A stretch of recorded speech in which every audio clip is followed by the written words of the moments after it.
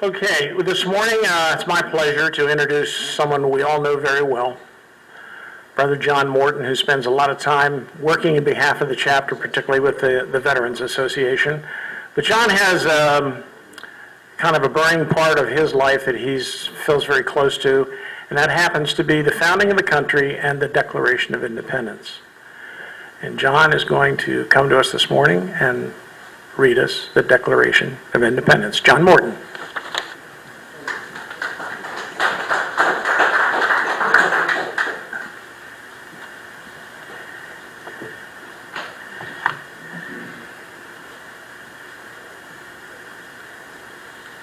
Is this good? All right.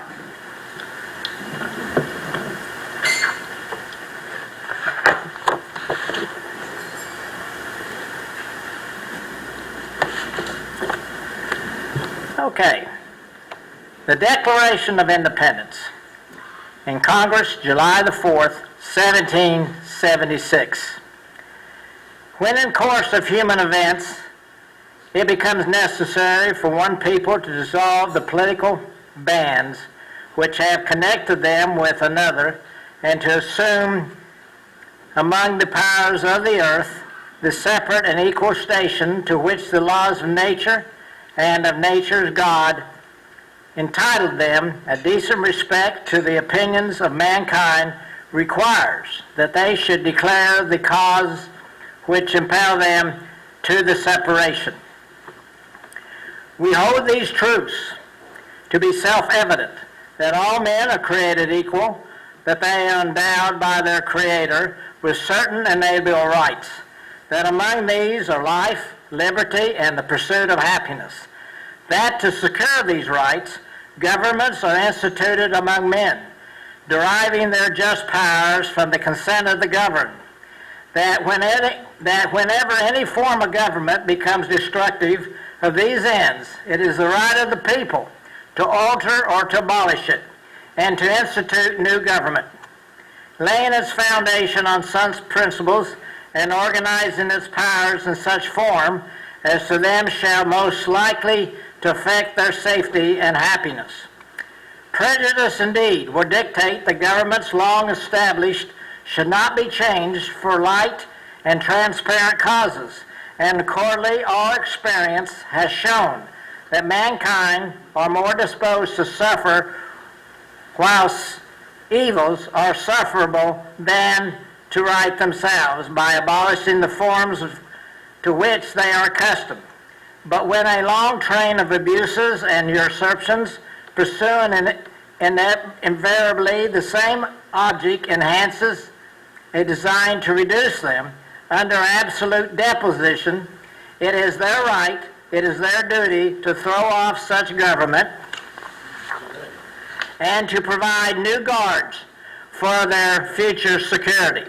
Such has been the patient sufferance of these colonies, and such is now the necessity which constrains them to alter their former systems of government. The history of the present King of Great Britain is a history of repeated injuries and usurpations, and all having in direct object the establishment of an absolute tyranny over these states. To prove this, let facts be submitted to the candid world.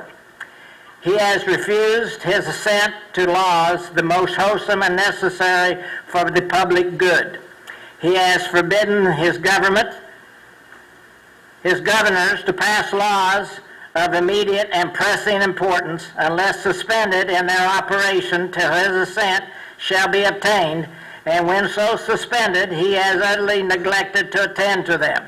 He has refused to pass other laws for the accommodation of long districts of people unless these people would relinquish the right of representation to the legislature, a right inestimable to them and formidable to tyrants only. He has called together legislative bodies, places unusual, uncomfortable, and distant from the depository of public records, for the sole purpose of fatiguing them into compliance with his measures. He has dissolved representative houses repeatedly, for opposing with manly firmness his invasion on the rights of the people. He has refused for a long time after such dissolutions to cause others to be elected, whereby the legislative powers incapable of annihilation have returned to the people at large for their exercise, the state remaining in the meantime exposed to all dangers of invasion from without and convulsions within.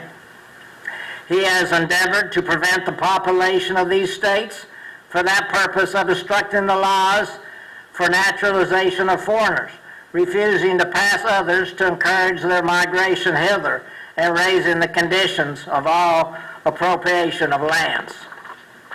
He has obstructed the administration of justice by refusing his assent to laws for establishing judiciary powers. He has made judges dependent on the will alone for the tenure of their offices and the amount and payment of their salaries. He has erected a multitude of new offices and sent hither swarms of officers to harass our people and eat out their substance. He has kept among us the times of peace, standing armies without the consent of our legislature. He has affected to render the military independence of the superior to the civil power. He has combined with others to subject us to a jurisdiction foreign to our Constitution and unacknowledged by our laws, giving his assent to their acts of pretended legislation, for quartering large bodies of armed troops among us, for protecting them by mock trial from punishment for any murders which they should commit on the inhabitants of these states, for cutting off our trade with all parts of the world, for imposing taxes on us without our consent, for depriving us, in many cases, of the benefit of trial by jury, for transporting us beyond seas to be tried for pretended offenses, for abolishing the free system of English laws in a neighboring province, establishing therein an arbitrary government and enlarging its boundaries so as to render it at once an example and fit instrument for introducing the same absolute rule into these colonies, for taking away our charters, abolishing our most valuable laws, and altering fundamentally the forms of our government, for suspending our own legislatures and declaring themselves invested with power to legislate for us in all cases whatsoever. He has abdicated government here by declaring us out of his protection and waging war against us. He has plundered our seas, ravaged our coasts, burned our towns, and destroyed the lives of our people. He is at this time transporting large armies of foreign mercenaries to complete the work of death, dissolution, and tyranny already begun with circumstances of cruel and perfidy scarcely paralleled in the most barbarous ages and totally unworthy the head of a civilized nation. He has constrained our fellow citizens, taken capture of the high seas to bear arms against their country, to become the executors of their friends and brethren, or to fall themselves by their hands. He has excited domestic insurrection among us and has endeavored to bring on the inhabitants of our frontiers, the merciless Indian savages whose known rule of warfare is an undistinguishable destruction of our ages, sexes, and conditions. In every stage of these oppressions, we have petitioned for redress in the most humble terms. Our repeated petitions have been answered only by repeated injury.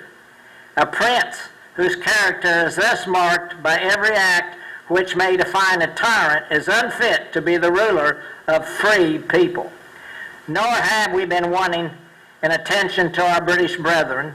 We have warned them from time to time of attempts by their legislature to extend an unwarrantable jurisdiction over us. We have reminded them of the circumstances of our immigration and settlement here. We have appealed to their native justice and magnanimity and we have conjured them by the ties of our common kindred to disavow these usurpations, which would inevitably interrupt our connections and correspondence.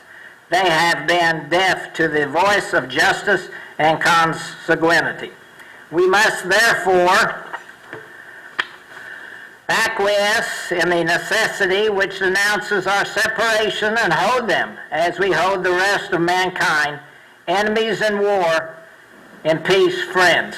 We therefore, the representatives of the United States of America, in General Congress, assembled appealing to the Supreme Judge of the world for the rectitude of our intentions do, and in the name and by authority of the good people of these colonies, solely publish and declare that these united colonies are, and of right, ought to be free and independent states, that they are absolved from all allegiance to the British Crown, and that all political connections between them and the state of Great Britain is and ought to be totally dissolved, that as free and independent states they have full power to levy war, conclude peace, contract alliances, establish commerce, and to do all other acts and things which independent states may have the right to do. And for the support of this declaration, with a firm reliance on the protection of divine providence, we mutually pledge to each other our lives, our fortunes, and our sacred honor. The Declaration of Independence.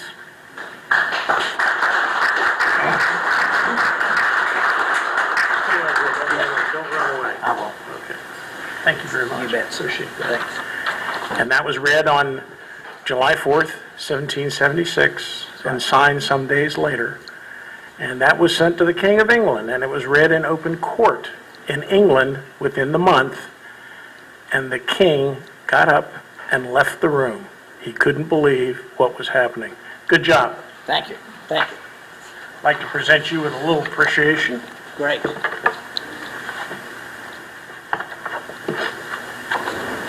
If you would, for Tom.